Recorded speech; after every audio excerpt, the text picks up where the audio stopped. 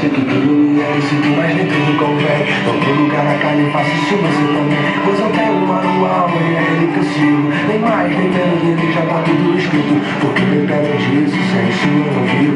A palavra de Deus não é apenas só um livro. É simplesmente Deus querendo falar com você. Entregue sua vida, deixa ele resolver.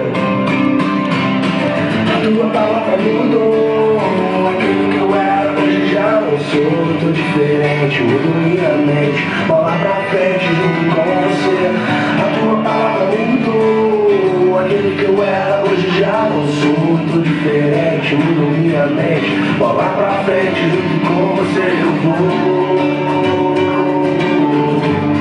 Junto com você eu vou.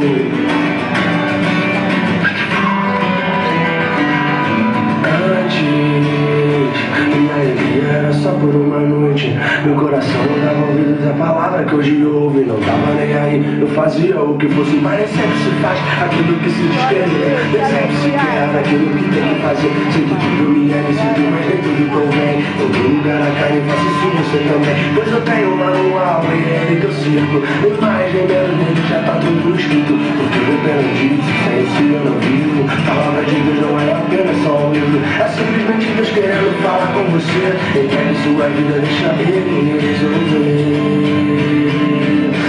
A tua palavra mudou. Aquele que eu era, hoje já não sou. Tô diferente, mudo minha mente. Bola pra frente, junto com você. A tua palavra mudou. Aquele que eu era, hoje já não sou. Tô diferente, mudo minha mente. Bola pra frente, junto com você eu vou. Junto com você eu vou. Junto com você eu vou. Junto com você eu vou. A presença que eu mais quero é real. É onde eu mais quero estar. Agora sim que encontrei legal. Contigo vou a qualquer lugar. Por onde for eu quero estar com você. Por onde for eu quero estar com você. Por onde for eu quero estar com você. Por onde for eu quero estar com você.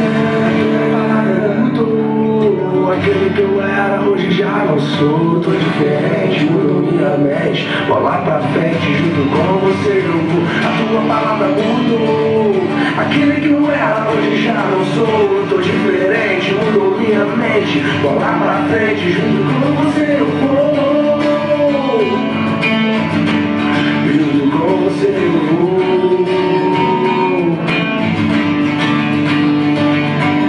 Até a eternidade, não sei se você sabe. Ele vai estar com a gente. Isso vai ser pra sempre.